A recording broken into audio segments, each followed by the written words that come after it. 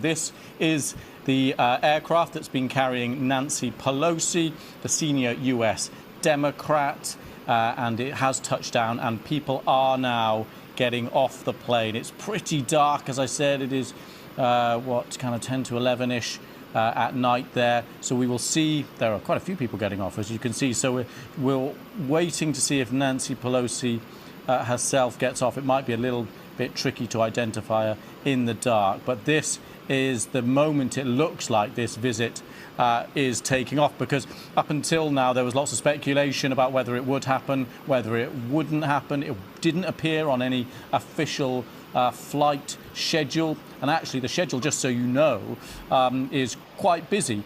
Started in Singapore, this tour of Asia. It's flown actually now from the Malaysian capital, Kuala Lumpur, crossing Borneo and the Philippines, heading north along Taiwan's east coast, and is now at the airport. And we can kind of see a delegation of officials, it looks like, approaching the side of the aeroplane there. Interesting to see what reception will be given here, because clearly it's quite late and one would assume it would be straight back to the hotel and sleep, but there may be official engagements already. There may be this official reception. Don't know who is there from the Taiwanese side, so we wait to see if and when it will be light enough to actually see. We can crane. This could be Nancy Pelosi walking down the steps right now.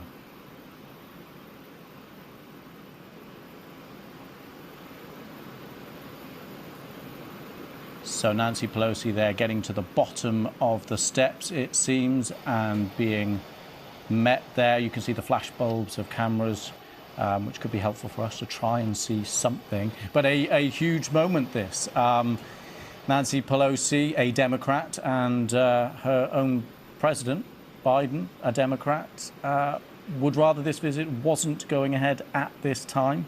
There have been others within the administration and within the US, I should point out, for balance, who are actually saying this visit should go ahead. There have been similar visits in the past at this level. Nancy Pelosi, of course, is a member of the legislature in the US, not part of the executive, not part of the government, not part of President Biden's team.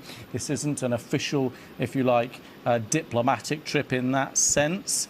Of course, the reason it's sensitive, as we know, is because the US has diplomatic ties with China, not with Taiwan. It does have other relations with Taiwan, but it does not have official diplomatic relations with Taiwan. And that is the way that China wants it, and that is the way that China insists it must stay under its one China policy. And that's why China has been given these furious warnings, warning that Nancy Pelosi should not visit. But it seems now she has, and she has touched down. Let's get the reaction of Professor Margaret Macmillan to that moment. Professor.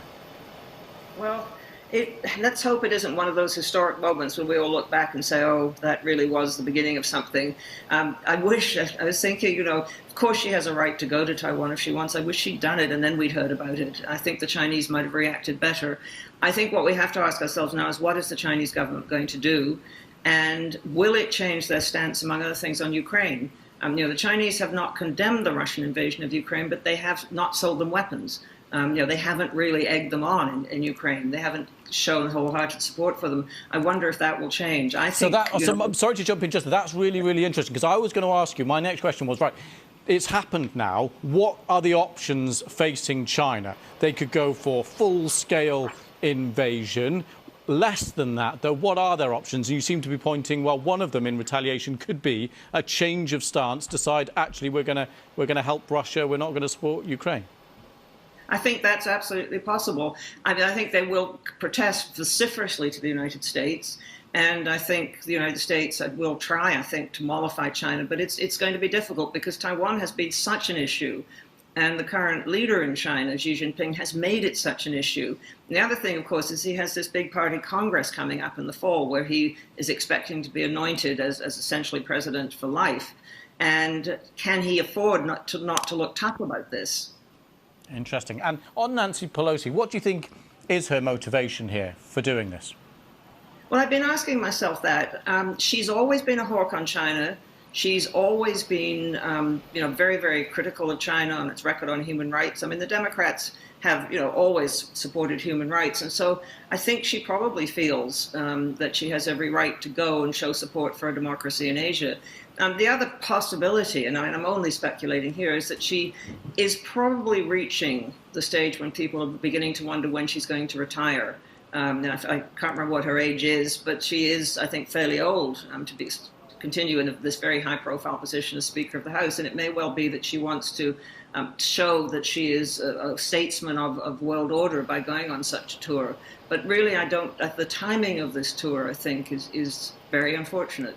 And let's quickly touch on the significance of Taiwan, because it is a relatively small island off the coast of China. But the US interest there is not just military and strategic and historical, it's economic too. Well, Taiwan is one of the great producers of microchips, and China is of course, and one of the things that's been slowing down Western economic growth recently has been the difficulty in getting microchips. Anyone who's trying to buy a new car will be aware of that, or a lot of consumer equipment.